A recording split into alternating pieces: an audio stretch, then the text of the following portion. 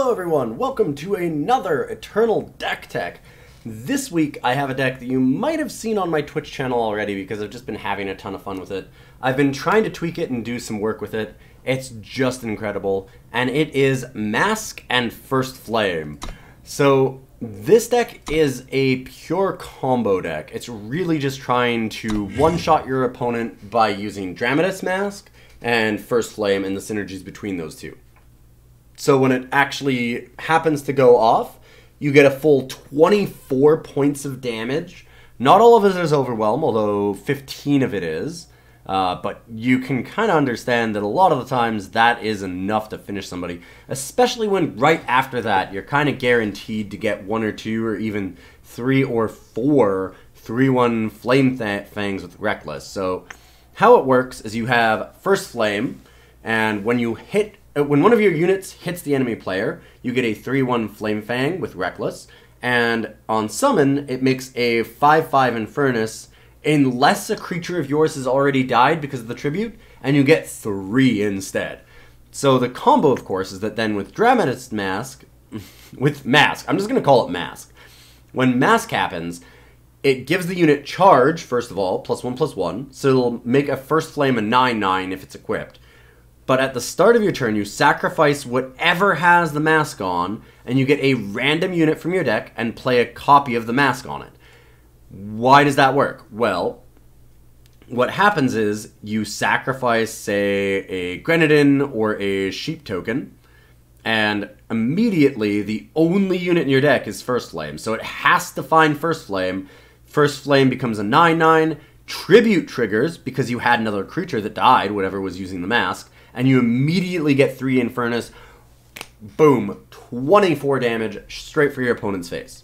Really fun little thing to pull off. It's definitely amazing. It is a massive right hook. Now, the rest of the deck is all ways to survive, protect your combo, and draw your combo. So you're looking at a bunch of different things. You've got Permafrosts as just removal spells. You have Annihilates as other removal spells. And so you kind of set up that way to just kill a couple things early if you absolutely have to, and set yourself up. Rindra's Choice serves a dual role. It can kill things, but it can also counter things that are trying to kill your mask combo.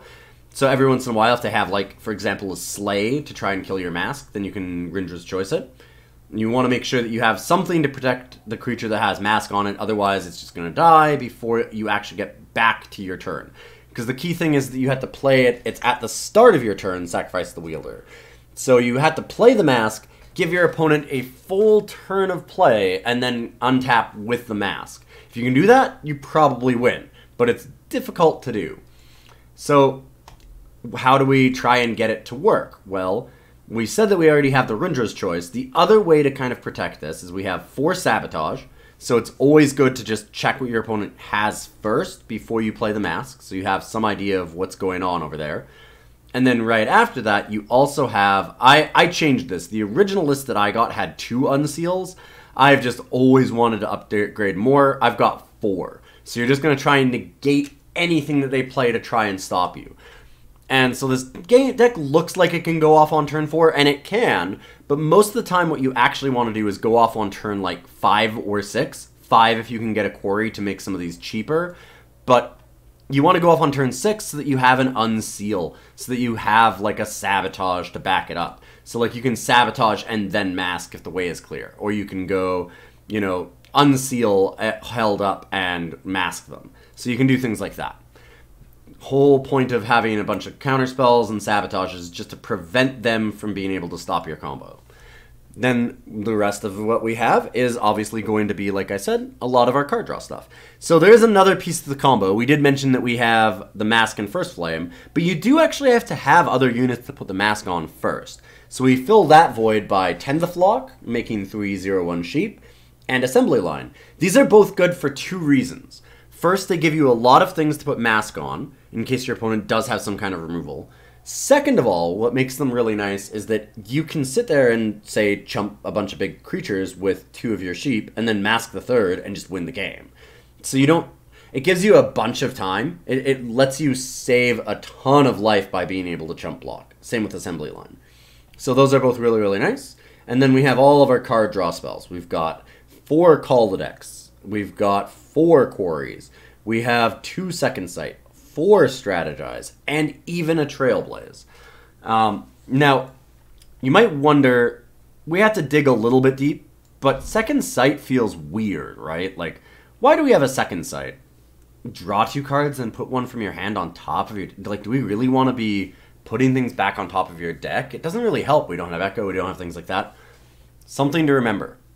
You have First Flames in the deck, you never want to draw them. You have to get them with Mask. You're not paying 11 for this bad boy. So the way to stop that is to use Second Sight. Use Second Sight, put First Flame back on top, and then that's not really helpful because the next turn you still just draw it again.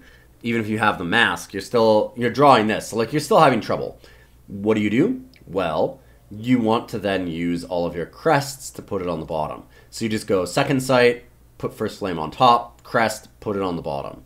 Same with things like Strategize. Strategize obviously is another great way to get a First Flame out of your hand. It's nice to try and use your other card draw spells first if you can, instead of Strategize because of that.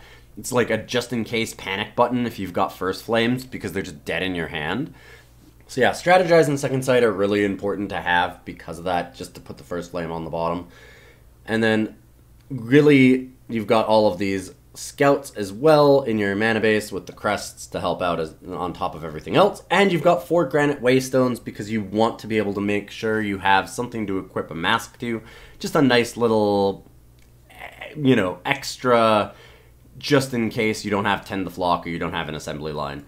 This deck is super, super fun. I really do like it. It's been an absolute blast to play.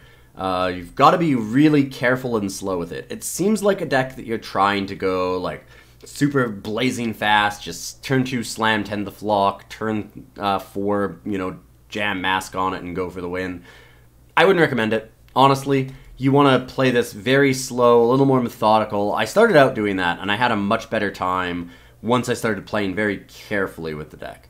So make sure that you use your Sabotages before you're going for Mask. Make sure that you've got like an Unseal, or you can dig, or you can try and maneuver yourself into a position where they won't be able to deal with the Mask until they're dead. And just slamming Mask is asking for so much trouble. I've actually even had a lot of problems with Mask after a Sabotage, because I have had... well, quick story. I played it at 3 before this, and I sabotaged into Mask, and every single time my opponent had nothing, and then immediately drew the answer. So that will happen. You've got to be aware of that. It's nice to have the Unseal. It's one of the reasons why I made the change. So we'll see how this works, and we'll try and win some games.